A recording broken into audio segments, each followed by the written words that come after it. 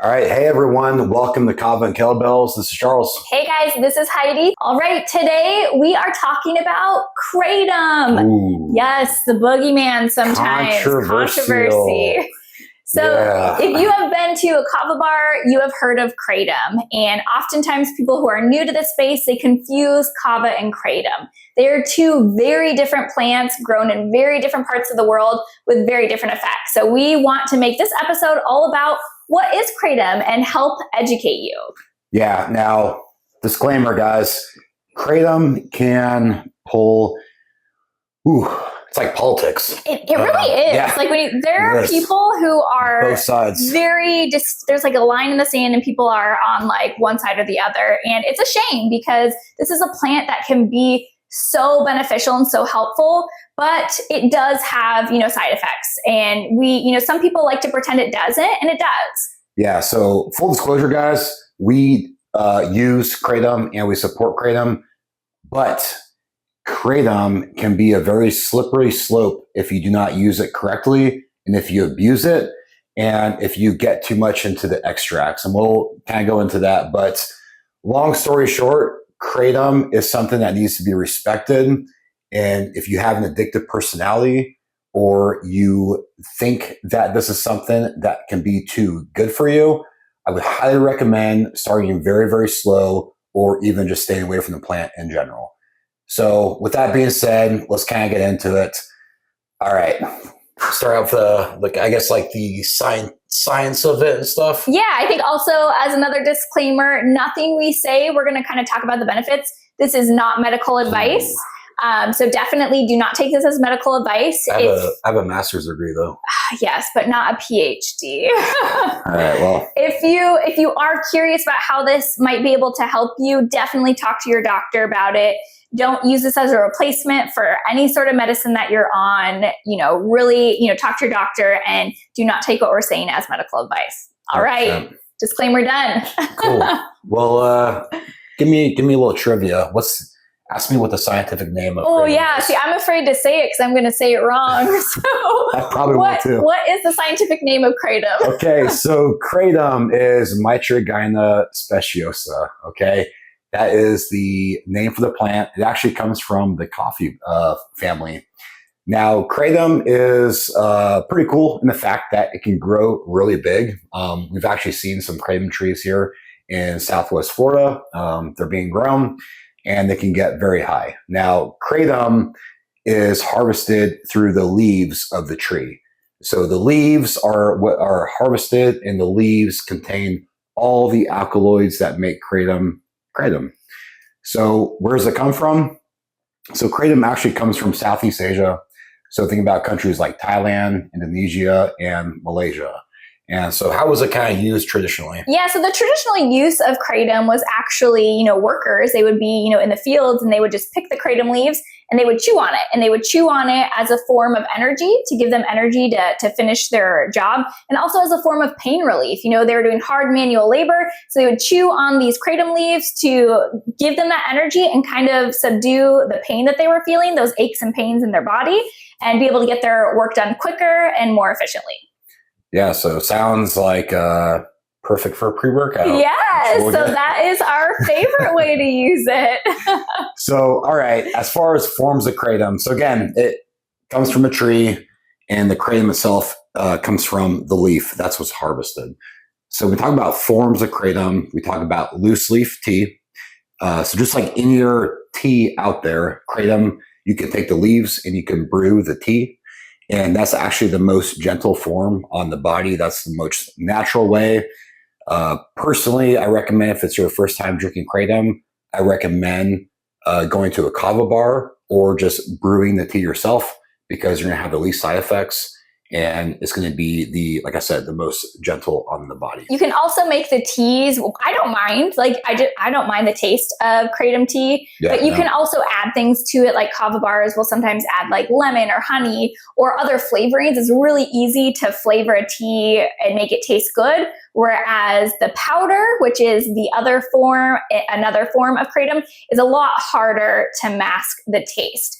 The thing with a tea though, which can be good or bad, is you can brew it strong or you can brew it not so strong. So you do need to be aware of that. If you go to some kava bars and they brew it real strong, you don't want to have as much. You want to be aware of how strong they're brewing it. Or you might go to some and they don't brew it quite as strong, and so you feel like you need more. So you have to be aware when it's a tea, it's brewed a certain way, so you can't let that necessarily be your baseline of how much you can handle. And that's one reason why we personally prefer the powder, because we use it for things like pre-workout, and you can dose it exactly, so you know exactly how much you're getting and exactly how your body's going to feel with that.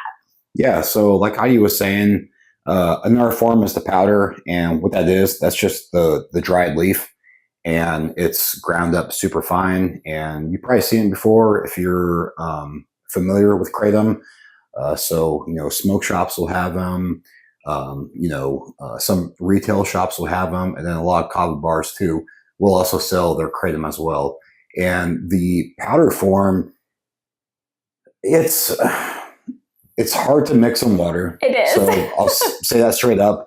If you've been around kratom, you've probably heard of toss and wash. And that's literally just taking like a teaspoon of kratom powder, throw it in your mouth and then washing with like orange juice or water, whatever.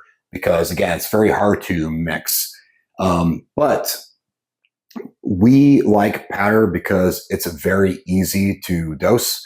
And again, it's as close to the natural form of the leaves as possible. And what we do with our powder is we mix it with other powder. So we make our pre-workout. So we mix, I make mine with protein powder, an oat powder, my pre-workout powder, creatine, and then I add my kratom powder in there. And so I mix all the powders together, and that helps a lot with the mixability in the water, and it masks the taste as well. Yeah.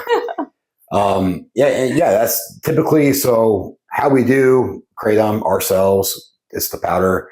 Also, you can get the capsules. The capsules are just the powder in capsule form. So it's, depending on how you dose it, it could be a pain with the capsules. But if you can't stomach the powder straight up, capsules are a great option because, again, you're getting just the kratom powder, which in our mind is the way to go when it comes to safety and dosing. You just have it in capsule form. Now, you could also get kratom extracts. And this is where, personally, we're not huge on extracts. Extracts you'll see in most of the kratom seltzers out there. Also, there's, a plethora of extract products and capsules and liquid extracts. What that does is it isolates the nitroguanine, which is one of the most prominent alkaloids in kratom that gives it its effects, and it isolates that. And so what you're getting is just that one alkaloid, right? So you're not getting the entourage of the whole leaf. You're getting the one alkaloid, the nitroguanine. And typically you also might see that like on a product like MIT. So if you see like MIT 45 or 70, whatever, so that's, nitroguanine at a dosage of like 45 milligrams. And 45 milligrams is pretty standard for most seltzers out there, most products that you'll see. With extracts though, they are, it's tough because we can use an extract and be fine. But a lot of people find themselves using extracts and then they use more and more. And it's easy to consume, right? Because again, it'll be in the seltzer or it'll be like a little capsule. It tastes good. That's the easiest, I would say, barrier of entry to kratom is, the taste. And so seltzers make it really easy to just drink it and not realize how much you're actually drinking because it tastes good and then you want to have more and then you're not realizing it and then you have more. And that's when you run into issues where people, build their tolerance up and up and up and they need more and more and you get to that addictive, gray area. And just for reference, so The mitragynine, so that alkaloid that's typically extracted from kratom, it only makes up about 0.5% to 1.5% of the total weight of kratom. So as you can see, it's definitely taken, a very specific, piece of the plant and then magnifying it, which leads us into the next one. If you've been around the space, you've probably heard of this. Now, this is something that Heidi and I are both against. It's the 7-OH, also known as the 7-hydroxymitragynine. That is only 0.01% of the weight of kratom. Now, what's happened is that's been isolated and it's been put into tablets from 5 milligrams all the way to 20 milligrams. And this stuff is nasty. Yeah. When you're using it at that dosage, it is so adulterated and it is so powerful and addictive. We don't even consider it kratom anymore. I like to use the banana analogy. Yes. Yeah. I love the banana analogy. So it would be like taking a banana, right, which your kids eat, or your grandma or grandpa, or everyone who doesn't like a banana. I like bananas. Yeah. It would be like taking a banana, which has a small amount of alcohol in it, like all fruits do, right? And it would be taking that small amount of alcohol and then turning it into 100 proof vodka, and then taking multiple shots of that vodka. And then saying that you had fruit. Yeah, and saying you had a banana. You had some produce. And yeah, so that's how we consider it. And a lot of, 7-OH is becoming very popular. And so this is our red flag to you right now. If you haven't tried it, don't. Stay away. Stay away from it. And you can talk to people. It is 1,000,000 times more addicting than when we say kratom. We mean, just a basic, the loose leaf, the leaf or the powder, or like extracts in a seltzer beverage, something like that. We do not consider 7-OH in the kratom category when we are referring to kratom. And so that is just our red flag warning to you right now. So a lot of people will get upset when we talk about kratom and defend kratom, but they are upset because they're considering 7-OH. So understand the difference, and that when we are talking about kratom, we are not including 7-OH in that. But that's also not to say that, we do know there's cases where people even abuse the powder in the capsules. And for reference, Heidi and I never go more than 2 to 3 grams of powder a day. And we know there's people out there who are doing 50, 60 grams of powder a day, which is insane. Yeah. There should be very few cases where you should be using that amount of kratom. My rule of thumb is never go past 5 grams of kratom per day. And that will keep your tolerance low, and that will keep the side effects at bay. And the FDA did recently release a study showing that high dose kratom capsules are, quote unquote, healthy and have little to no side effects. But personal preference, I still think that you should stay below 5 grams a day, because I think that's just a good range to keep your tolerance down.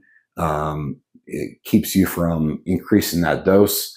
And also too, let's be honest, it saves you money not using a bunch of kratom. Absolutely. And we are very huge proponents of the idea of cycling on and off kratom. So kratom is part of the coffee plant, like we said. Just like coffee, I think most people are addicted to coffee, are addicted to caffeine. And when your body gets used to having it every single day and then you don't have it, you go through withdrawals. And it's the same with kratom. So when you get used to having kratom every single day, you will go through withdrawals when you go off of it, just like you would with caffeine. You're going to get headaches. You might get moody. When you are at such extreme levels of dosing, though, then you're going to go through more extreme withdrawals. And you will hear that to people where they got to such high dosing every day that they went through extreme withdrawals compared to things like heroin or meth. So when we talk about kratom, of course, there's different cases. So we'll get into, the uses, why you would use kratom. And some people might have, severe debilitating pain and they need those extreme dosing. So that's different. That's the 1%. We're talking about just the average user who doesn't need those extreme dosages. Don't let yourself get to that point. Cycle on and off of it. So go a month with taking it and then go a week, without taking it. So your body can deregulate with it. It can bring that, so the more you use it, you're going to need more and more to get those desired effects. So you don't want to get to that point. You want to cycle on and off of it so you can bring your tolerance down and you can get those exciting, effects from it. Yeah. And, it's one of those things where you have to have like a lot of discretion with this plant. If you abuse it, you're going to find yourself in a bad spot. But if you use it smart and in a tactful manner, it will give you benefits. So let's go into some of those benefits, and we're going to, kind of talk about the different strains or colors of kratom. We're going to talk about the big three out there, and kind of why we would use them, and also why someone else would want to use them. So when we talk about strains, well, first, there's different kratom from different parts of Southeast Asia, right? You have, like I said, a kratom from Thailand, Indonesia, Malaysia, and you got different colors. So the big colors you'll see out there. So like if you were to go online or to a kava bar, they would typically be like, all right, like what effect do you want? But they'll typically ask you what color you want. And that's the biggest confusion we hear from people who are new. They're like, I don't know. Give me a purple, man. Yeah. Give me the rainbow. So when you think of kratom colors, think Christmas. You have your green, your white, and your red. Those are the three main colors to choose from. Yeah. So the green kratom, I would say is, it's tough because it's kind of like all around. I think it's a very good intro. I agree. Strain. I think green is the best if you're first starting, I think green is the best one to start with. Yeah. And it gives you, all kratom gives you a little bit of pain relief. So it dulls that pain a little bit. That's just kind of all kratom. But green, I would say is more for like energy, more euphoric, more just mood boosting, happy sort of energy. So some people really like green for pre-workout. That's what I started with for pre-workout was green. Yeah, then you got white. Now white's very stimulating. And, so with that, think, right, like, all right, do I want energy? Do I want focus? For me personally, white is my favorite color because the only time we use kratom is pre-workout. For us, that's been the best use case for it. Not saying there's other use cases, and, we'll go into that, but a white kratom it's not like a caffeine stimulation, but it's a little stimulation. And again, it feels good. And to be transparent, again, kratom does interact with the opioid receptors in the brain, with powder and the capsules and the tea, not to the extent of the, drugs out there, but it still has a little bit of interaction. So, it feels good. And, for me with white kratom pre-workout, I'm more focused. I am, kind of like more in the zone, and it's a great way to get through the workout. And when I first started with kratom, white was way too much for me. I could not take it. So again, that's why I encourage you to start with maybe green, or if you do start with white, start with a really low dose. Yeah. For all of these, I cannot stress enough, low dose. Low dose. Low dose. Start with a low dose. Don't be in a rush. If you don't quite feel it, okay, you could take a little bit more or try more the next day, but really start low. You want to use the least amount to have the desired effects. More is not always better. No. So start with low, and white was too much for me. Now I'm okay with white, or sometimes I'll mix a little bit of the white and green for a workout. And that I really like the way that gives me good energy and good focus as well. Then the next big one we have is red. Now, red kratom, that is more, you're going to get more of a sedative and relaxing sort of vibe. And also you're going to get a little bit more pain relief with red. Now, again, with all these colors, depending on the dosage too, like smaller doses of kratom are going to be more stimulating versus high doses of kratom are going to be more sedative. And especially like with red, it's going to be that, if I were looking for something like in the evening, let's say, or if I went to a kava bar, yeah, like late afternoon, evening, and I didn't want to, get amped up. I wanted to, rewind and relax. I would do a red kratom. I wouldn't choose a white because the white is just, again, more stimulating. And red is also one that I've done, like red capsules after not surgery, like a dental procedure, when you're kind of sore, or if you have surgery, that is a great one that you can use to help relieve that pain to go to sleep at night. So instead of taking like ibuprofen or a Tylenol, you could do red. And that kind of brings us to another usage that I use is for period cramps. So if you get cramps or you just have like a headache or, dull aches and pains, I turn to a kratom capsule. I turn to a kratom capsule instead of ibuprofen, instead of, Tylenol. And I feel much better and more comfortable using that than, pain pills. Yeah. And, again, not saying this isn't medical advice. It's not medical advice, right? But for us, typically, if we have light pain, we usually reach for kratom, and that helps. And what I noticed with kratom too, especially with pre-workout, is it really does help my, let's say if I was like sore that morning and just kind of like moving a little slow. Like you get a little aches and pains here every once in a while. I'm an old man. I'm we just turned 35. So oh my gosh. Man, mid-30s, right? But no, absolutely not. But sometimes when you've been training hard for a couple of days in a row, you do get a little wear and tear. Yeah. And what I noticed is, when I put the kratom in there pre-workout, once I start moving, I feel a lot better. Right. And you have to be careful with that also, especially if you are using it as a pre-workout, because like we said, it will dull your pain a little bit, which is awesome if you are in tune with your body and you're in tune with how your body feels on kratom. So you can push through those barriers to push yourself a little bit harder. However, you need to be careful because you don't want to push too hard and you don't want to strain yourself and hurt yourself. And so it's really important, again, to be aware of your body and in tune with your body. And understand that you don't want to push it too hard because 5 hours later you might regret that. Oh shit, those squats. Yeah. But so for Heidi and I, that's our biggest usage. And honestly, it's funny because we don't use a lot of kratom, and we never go above 3 grams a day.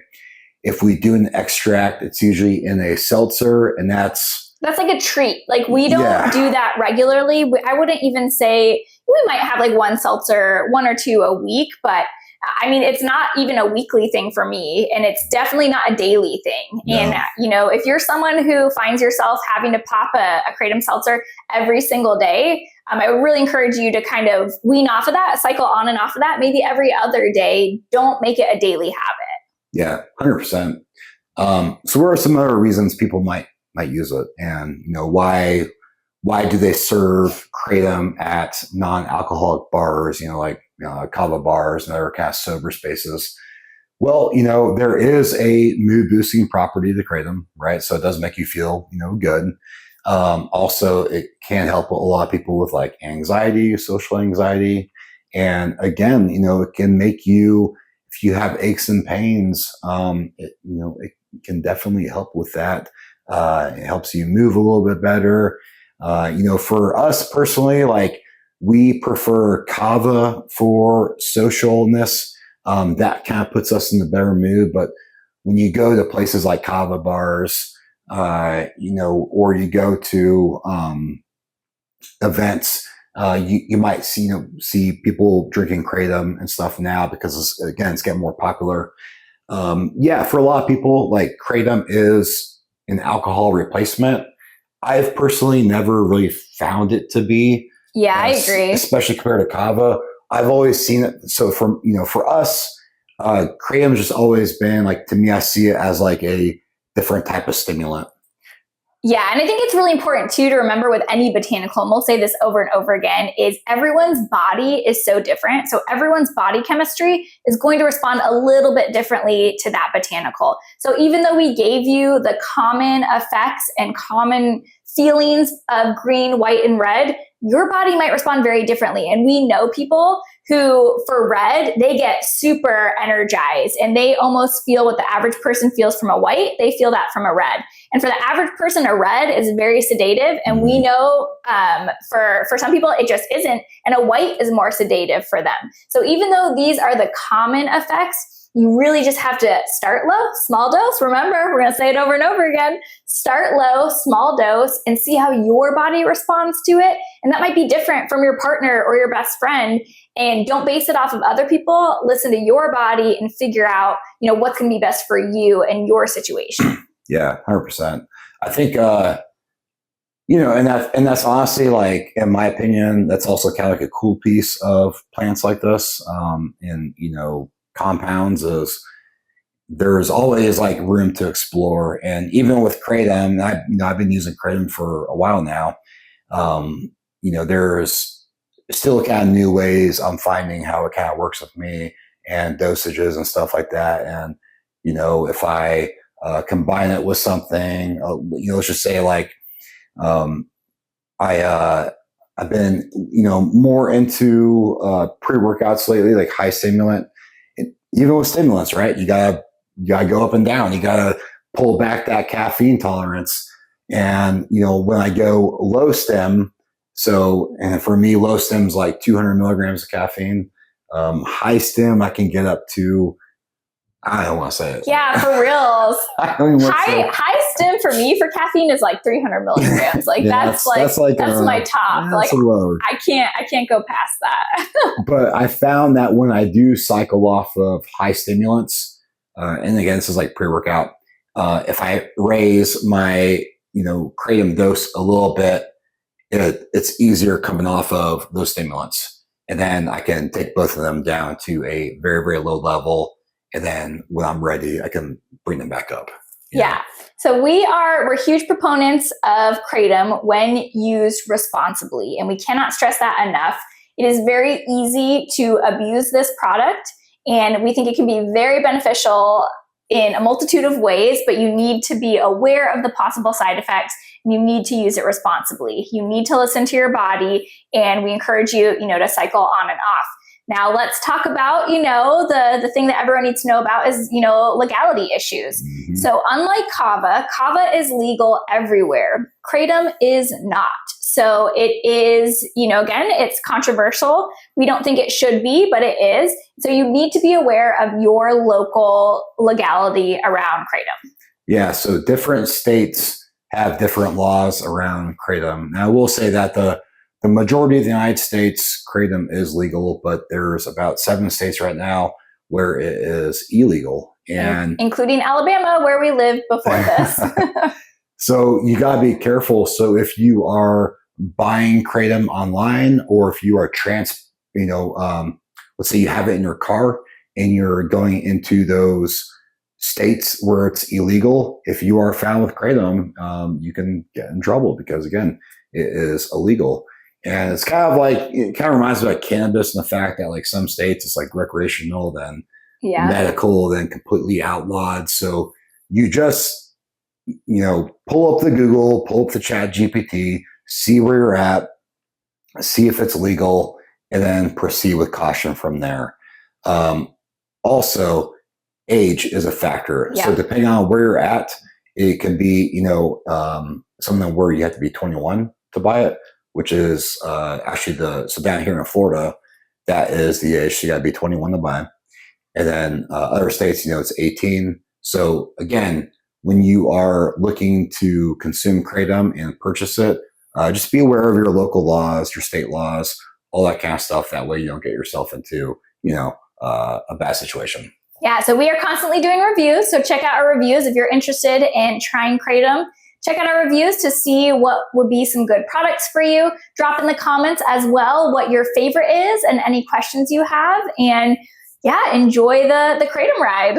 Yeah. So to wrap it up, last final thoughts. Kratom, it's a double-edged sword. Okay. It can add value to your life, but if you abuse it and misuse it, it can put you down a bad path. And we know plenty of people who have gone down that path, and it has been a hard route to go back. And that example is right, going back to no kratom. There's different colors out there, different strains. So for different moods, different use cases. And again, it's a legal thing. It's not completely legal in the United States. So after this video, if you go buy kratom, please, please, please just check the local laws. That way you don't get yourself in trouble. All right, guys. Well, thank you so much. Until next time. All right. We'll see y'all later. Welcome to Kava and Kettlebells, where we talk about kava, fitness, and life. Let's get kava-fied.